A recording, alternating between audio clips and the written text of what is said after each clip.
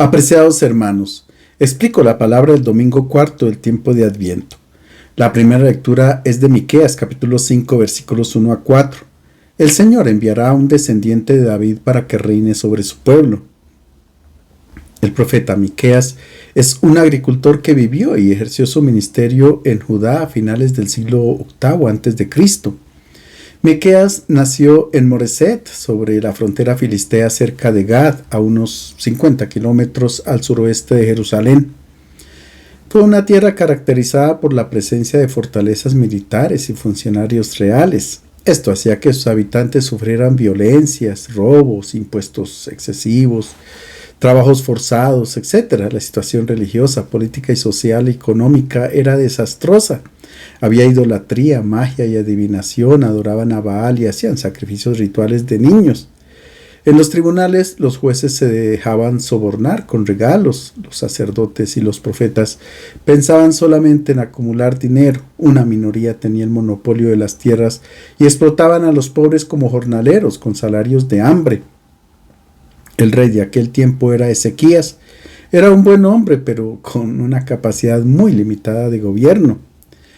El libro de Miqueas comienza describiendo los graves pecados de Israel y de Judá, subrayando sobre todo los pecados sociales, presentándolos como una infidelidad grave a los compromisos asumidos en la alianza y denunciando la tradición y las prácticas religiosas que justificaban la opresión. Nuestro pasaje hace parte de la segunda parte del libro y conlleva un mensaje de esperanza para el pueblo. Así dice el Señor: pero tú, Belén de Éfrata, pequeña entre las aldeas de Judá, de ti sacaré el que ha de ser jefe de Israel.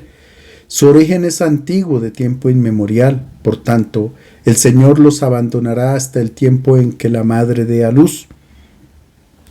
Entonces el resto de sus hermanos volverá a los hijos de Israel. Él se mantendrá firme, pastoreará con la fuerza del Señor, con el dominio del nombre del Señor su Dios. Se instalarán bien, ya que el Señor se hará grande hasta el confín de la tierra. Él mismo será la paz. El pasaje hace referencia a las promesas mesiánicas. En medio de la situación dramática en que vive el pueblo, en medio de las injusticias y el sufrimiento, el profeta lo anima con el anuncio de la llegada de un personaje en el futuro que reinará sobre el pueblo. El personaje enviado por Dios será de la descendencia davídica y restaurará el tiempo de paz, de justicia y de abundancia que el pueblo conoció durante la época del rey David. Los descendientes de David llevaban más de 300 años gobernando y han oprimido al pueblo, reduciéndolo a la miseria y al hambre. Y todo a causa del orgullo y la convicción de poder prescindir del Señor. Se olvidaron de que son reyes no por sus propias fuerzas o por las capacidades personales, sino por voluntad de Dios, como sucedió con el rey David, que de humilde pastor de rebaño el Señor lo convirtió en el gran soberano de Israel. Miqueas promete a su pueblo que la situación de opresión cambiará cuando la madre dé a luz, una bella expresión para indicar a la madre del rey mesiánico con el que comienza una nueva era de la dinastía davídica. Después de 700 años, Dios cumplió su promesa. En Belén de Éfrata, una mujer, María, da a luz al anunciado hijo de David. Belén significa casa del pan y Éfrata quiere decir fructífera. Este nuevo descendiente de David es muy distinto de sus predecesores. Jesús no fue presuntuoso ni arrogante, por el contrario, fue un buen pastor que condujo al pueblo con la fuerza del Señor. Inició un mundo nuevo en el que todos puedan vivir con seguridad, un mundo donde reine la paz por todas partes, hasta en los confines de la tierra. La palabra hebrea shalom, además de paz, significa tranquilidad, ausencia de violencia y de conflicto, bienestar, abundancia de vida, en una palabra, felicidad plena. Cuando miramos la situación a nivel mundial y vemos tanta violencia y guerras, pareciera que la paz prometida por Jesús está lejos de ser una realidad. Sin embargo, todo cristiano sabe que está llamado a ser un constructor de paz en su contexto, bien sea la familia, la comunidad, el lugar de trabajo o al menos en su propio corazón. La segunda lectura es de la carta a los Hebreos, capítulo 10, versículos 5 a 10. Jesús cumple la voluntad de Dios.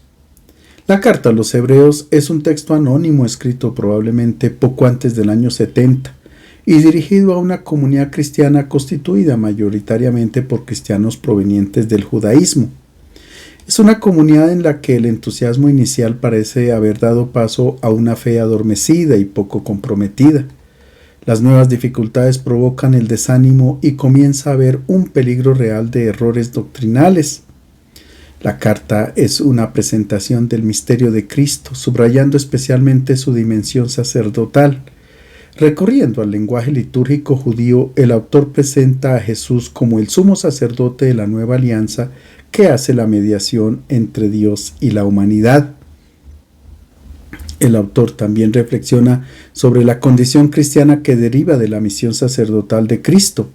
Los creyentes puestos en relación con el Padre por Cristo sacerdote están insertos en el nuevo pueblo sacerdotal que es la comunidad cristiana y deben hacer de su vida un continuo sacrificio de alabanza y de acción de gracias.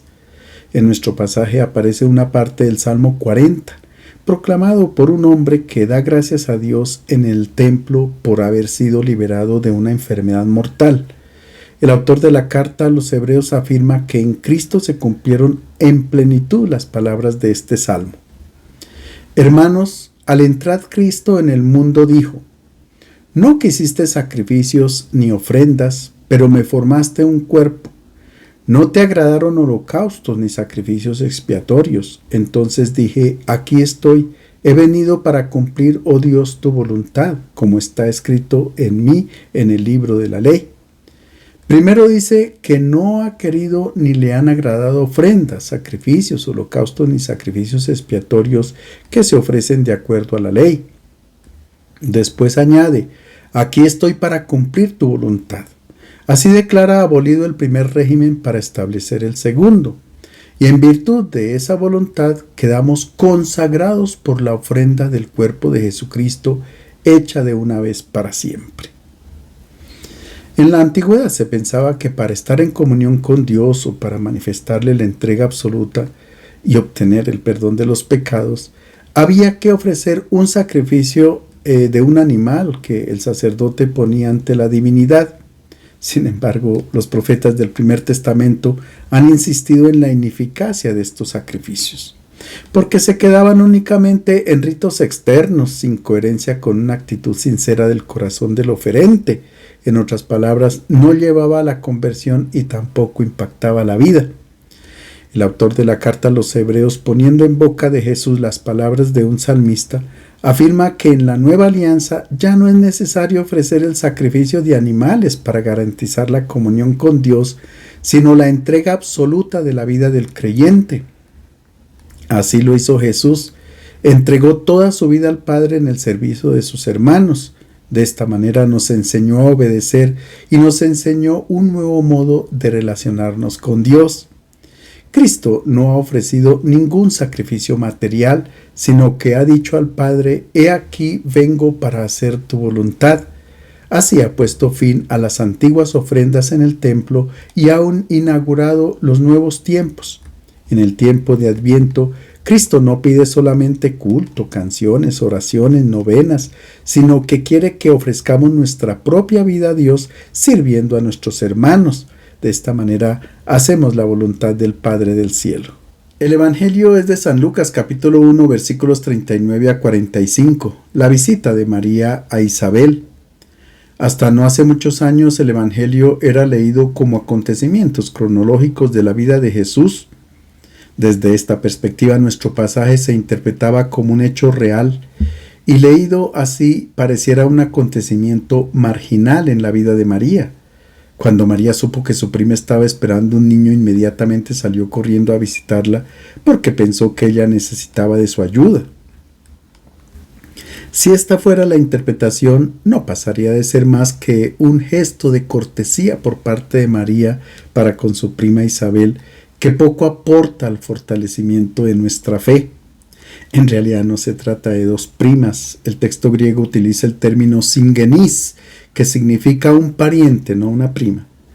No es posible que María, siendo tan joven, fuera la prima de una mujer anciana como Isabel. Tal vez podríamos pensar en una tía o en una pariente cercana, pero a lo largo del Evangelio no se dice que Jesús y Juan el Bautista fueran familiares. Escuchemos el relato. En aquellos días, María se levantó y se dirigió apresuradamente a la serranía, a un pueblo de Judea. Entró en casa de Zacarías y saludó a Isabel. Cuando Isabel oyó el saludo de María, la criatura dio un salto en su vientre. Isabel, llena de Espíritu Santo, exclamó con voz fuerte: Bendita tú entre las mujeres y bendito el fruto de tu vientre. ¿Quién soy yo para que me visite la madre de mi Señor? Porque he aquí, apenas la voz de tu saludo llegó a mis oídos, la criatura saltó de gozo en mi vientre.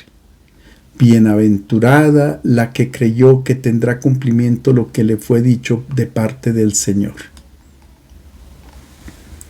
Si interpretamos el pasaje como un relato de crónica, surgen varios interrogantes. No es posible que en la cultura del tiempo los papás o el marido dieran permiso a una niña de 13 o 14 años para hacer un viaje sola en medio de tantos peligros que comportaba el camino. A pesar de que el Evangelio no lo diga, la tradición imagina a María acompañada de José y así lo representa el arte. Pero no es posible que una niña sienta la necesidad de caminar 130 kilómetros para ir desde Nazaret hasta Ain Karim, una pequeña aldea de las montañas de Judea, para acudir a Isabel, cuando en el lugar no faltaban las amigas, las expertas en partos, que pudieran ayudarla y con más experiencia que la niña María. Más difícil de comprender es que María se haya quedado con Isabel tan solo 3 meses y justo cuando ella cumplió el tiempo del parto, María la dejara sola para regresar a su casa. Era cuando Isabel tenía más necesidad de ser acompañada. Un último detalle: ¿cómo explicar la reacción del niño Juan, que salta de alegría en el vientre de Isabel ante la presencia de María? Tal vez el niño se pudo haber movido, pero ¿cómo entender que saltó motivado por la alegría? Para contarnos este episodio, el evangelista Lucas se vale de algunos relatos bíblicos y de varias imágenes bíblicas. Por tanto, su intención va más allá de un simple relato de crónica. Se trata de una página de teología.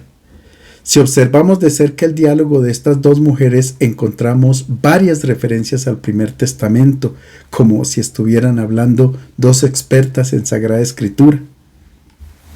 Nuestro pasaje comienza con una indicación de tiempo. En aquellos días, Lucas hace referencia a lo que aconteció antes, es decir, a la aparición del ángel a María. El ángel le había dicho: el Espíritu Santo vendrá sobre ti y el poder del Altísimo te cubrirá con su sombra. Por eso el niño que nacerá será llamado Hijo de Dios. Las imágenes de la sombra y de la nube aparecen en el Primer Testamento para indicar la presencia amorosa del Señor y su protección. El Salmo 121 dice: el Señor es tu custodio, es tu sombra a tu mano derecha. En el Medio Oriente, donde el calor es intenso, la sombra es signo de protección. Un orante pide a Dios: guárdame como a la niña de tus ojos, escóndeme a la sombra de tus alas. Y el Salmo 63 dice: tú has sido mi ayuda, y a la sombra de tus alas canto con gozo. La imagen de la nube también indica la presencia de Dios. Cuando Moisés subió al monte Sinaí para hablar con Dios, una nube cubrió el monte. El libro del Éxodo dice que cuando el pueblo caminaba por el desierto, lo precedía una nube, signo de la presencia de Dios que guía a su pueblo. Durante el episodio de la Transfiguración, Mateo dice que una nube luminosa cubrió con su sombra a Jesús y a sus 3 discípulos. Por tanto, con la imagen de la sombra y de la nube, Lucas nos enseña una verdad teológica. Dios está presente en el vientre de María. En nuestro pasaje, el evangelista presenta la divinidad del Hijo de María con otra imagen bíblica, la del Arca de la Alianza, que para el pueblo de Israel era el signo de la presencia del Señor. De acuerdo con el libro del Éxodo, el arca de la alianza contenía las 10 tablas de piedra, sobre las cuales Dios había escrito las 10 palabras, es decir, los 10 mandamientos. Por tanto, el arca contenía la palabra de Dios que había sido dirigida a su pueblo, y durante la travesía por el desierto una nube cubría la tienda donde se encontraba el arca, signo de la presencia de Dios. El libro de Josué dice que en el momento en que los pies de los sacerdotes que llevaban el arca pisaron el río Jordán, inmediatamente las aguas se separaron para dar paso a los israelitas que estaban ingresando a la tierra prometida. En el primer libro de Samuel comienza el ciclo del arca y cuenta que una vez el ejército de Israel llevó el arca para sostener una batalla con los filisteos y la perdieron. Por algún tiempo el arca permaneció en poder de los enemigos. En nuestro pasaje, San Lucas utiliza la imagen del arca para presentarnos a María como la verdadera arca de la alianza. El arca de los israelitas era un objeto material, una caja de madera revestida de oro, y era apenas el signo de la presencia del Señor, pero en realidad Dios no estaba ahí. En cambio, en el vientre de María, Dios está realmente presente, por tanto, ella es la verdadera arca de la alianza. Para validar esta verdad, el evangelista recurre al ciclo del arca de la alianza presente en los libros de Samuel y hace que María recorra también el itinerario del arca por las montañas de Judea hasta que llega a Jerusalén. El arca había sido capturada por los filisteos, pero ellos, debido a las desgracias que les acarreó, tuvieron que devolverla a los israelitas, quienes tras un breve paso por Bet-Shemesh, donde varios hombres fueron fulminados por tocarla sin reverencia, la dejaron en casa de Aminadab en Kiriat Yearim, una aldea que se encuentra sobre una bella colina a unos 15 kilómetros de Jerusalén.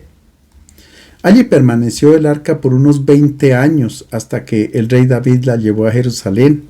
En el siglo V, en la montaña de Kiriat Yearim, los bizantinos construyeron un templo dedicado a María porque habían comprendido muy bien la referencia a ella como arca de la alianza. En 1924, sobre las ruinas del templo bizantino, se construyó el templo actual dedicado a María, que domina sobre toda la zona. Cuando el rey David tomó la decisión de llevar el arca a Jerusalén, la dejó provisionalmente en la casa de un tal Obededom, y el arca permaneció allí 3 meses. Es por esto que Lucas dice que María permaneció 3 meses donde su pariente Isabel. El texto bíblico dice que cuando el arca entró en la casa de Obededom, su familia fue colmada de bendiciones, paz, ausencia de enfermedades, fecundidad en los campos y en los rebaños. También donde llega María, la verdadera arca de la alianza, todo se llena de gozo, con ella llega la paz. Cuando María recibió el anuncio del ángel y encarnó al Hijo de Dios, salió corriendo a casa de Zacarías para compartir su gozo con otra mujer que la pudiese comprender. Isabel también estaba involucrada en el designio de amor del Señor. María no saluda al dueño de casa como lo establecían los patrones culturales de la época, porque Zacarías en principio no creyó en el designio de Dios y permaneció mudo, por tanto no podía comprender a María. Es por esto por lo que ella se dirige directamente a Isabel, que ha comprendido que Dios está llevando a cabo las promesas hechas por medio de los profetas. El diálogo entre estas dos mujeres no comienza con un saludo cualquiera, sino que es tan significativo que el niño Juan comenzó a saltar de gozo dentro del vientre de la madre. Aquel saludo contenía el tradicional augurio de los hebreos, Shalom, que no significa solamente paz, sino también el deseo de toda bendición de Dios, que Dios done todo aquello que pueda dar vida y gozo. Este saludo a la luz de la palabra de Dios significa que todas las promesas de paz del Primer Testamento se están haciendo presentes en el Mesías que está en el seno de María. El Salmo 72 dice: en sus días florecerá la justicia y abundancia de paz hasta que no haya luna. El profeta Isaías llama al Mesías príncipe de la paz. El profeta Zacarías exclama: regocíjate sobremanera, hija de Sión, da voces de júbilo, hija de Jerusalén. He aquí tu rey viene a ti justo y dotado de salvación, humilde, montado en un asno, en un pollino, hijo de asna. Destruirá el carro de Efraín y el caballo de Jerusalén, y el arco de guerra será destruido. Él hablará paz a las naciones, y su dominio será de mar a mar, y desde el río Éufrates hasta los confines de la tierra.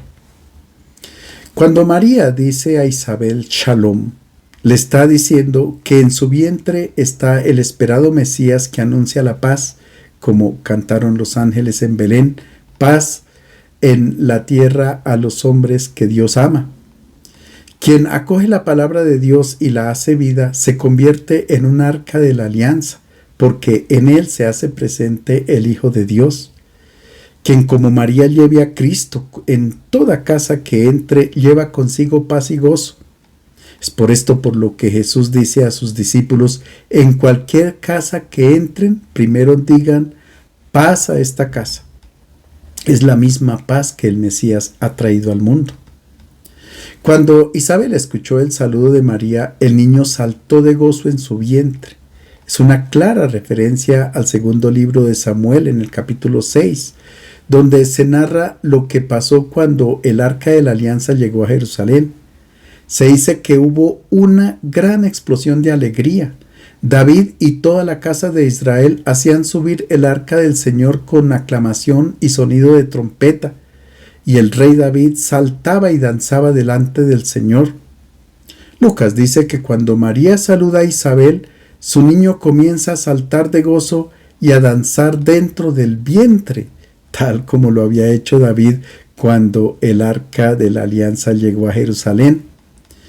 Donde llega el misionero que como María lleva dentro de sí al Señor, allí llega la alegría, el gozo, comienza la fiesta, inicia la danza. El signo de que en una familia ha entrado el Señor es que todos saltan de gozo, viven en paz y amor. Acoger al Señor es abrir el corazón a la alegría y al gozo. El signo de que una palabra proviene de Dios es que produce gozo. Si la palabra que escuchamos en la predicación o en la catequesis no produce gozo y alegría, por más bonita que sea, no proviene del Señor, por tanto se puede dejar a un lado. Todo aquello que no produce gozo no procede de Dios. Cuando el ángel encuentra a María, la primera palabra que pronuncia es alégrate. En griego, kaire, un imperativo presente que indica un gozo continuo. Ya lo había dicho el arcángel Gabriel a Zacarías refiriéndose al nacimiento de Juan el Bautista. Tendrás gozo y alegría y muchos se regocijarán por su nacimiento. También a los pastores de Belén el ángel dice: no teman porque les traigo buenas nuevas de gran gozo que serán para todo el pueblo, porque les ha nacido hoy en la ciudad de David un Salvador que es Cristo el Señor. Simón se alegra cuando toma en brazos al niño y contempla con sus propios ojos la salvación preparada por Dios para todos los pueblos y la luz para iluminar a las naciones. Los cristianos están llamados a llevar a Cristo al mundo, por tanto, son portadores de gozo en el inmenso desierto de tristeza que puedan encontrar. En nuestro pasaje, Isabel, motivada por el Espíritu, dice a María: bendita entre las mujeres.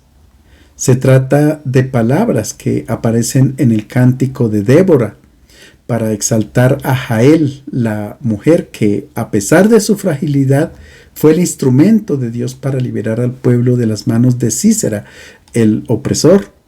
María es así presentada, a pesar de su fragilidad, como instrumento de Dios para realizar la salvación de la humanidad. Por otra parte, bendecir en la Biblia significa augurio de fecundidad, de vida, y María es bendecida no entre todas las mujeres, sino más que toda otra mujer. La mujer es la imagen de la vida. En el libro del Génesis, cuando Dios presenta a la mujer al hombre, inmediatamente Él le puso por nombre Eva, porque ella era la madre de todos los vivientes. En hebreo, Eva, Javá, deriva del verbo hayá, que significa vivir. Isabel, movida por el Espíritu, afirma que ninguna mujer como María ha sido portadora de la verdadera vida. Además, bendice el fruto del vientre de María porque su hijo trae la vida del Eterno, la verdadera vida que procede del cielo, no de la tierra. En nuestro pasaje se hace referencia al arca de la alianza. ¿A qué debo que la madre de mi Señor venga a mí? Lucas retoma la frase del rey David pronunciada cuando el arca de la alianza entró en Jerusalén. ¿Cómo podrá venir a mí el arca del Señor? De esta manera, Lucas nos dice que María es la verdadera arca de la alianza que lleva al Señor. David hizo poner el arca en el primer templo, era como una tienda, que luego fue reconstruido por Salomón. ¿Y por qué en Jerusalén? Porque las 12 tribus de Israel no se habían unido, peleaban entre sí. David ha puesto este arca como signo de unidad de todas las tribus. Esto quiere decir que donde llegue el arca de la alianza, también llegue el amor, la reconciliación y la paz. Donde llegue el que lleva consigo el mensaje del Evangelio, genera diálogo, unión, paz y reconciliación. Finalmente, Isabel dice a María: bienaventurada la que creyó que tendrá cumplimiento lo que le fue dicho de parte del Señor. Esta es la primera de las 15 bienaventuranzas que encontramos en el Evangelio de Lucas, y la destinataria es María. Pero la bienaventuranza no está en segunda persona singular, sino que permanece abierta. Bienaventurada la que creyó. Es la manera como el evangelista nos involucra también a nosotros en esta bienaventuranza. Es la invitación a ser como María, personas que confiamos y creemos en la palabra de Dios. En el Evangelio de Lucas encontramos otra bienaventuranza dirigida a María. Cuando una mujer con emoción grita a Jesús: dichosa la matriz que te concibió y los senos que te criaron. Y él responde: dichosos los que oyen la palabra de Dios y la ponen en práctica. Es la manera para involucrarnos a todos nosotros en esta bienaventuranza. En el Evangelio de Juan, el resucitado dice a Tomás: bienaventurados aquellos que no han visto, pero han creído. El Evangelio de hoy es una clara invitación a acoger la palabra de Dios, a saltar y danzar de gozo cuando escuchamos el Evangelio y a salir corriendo a anunciarlo para que llegue la paz al mundo entero. Les deseo un feliz domingo y una feliz Navidad.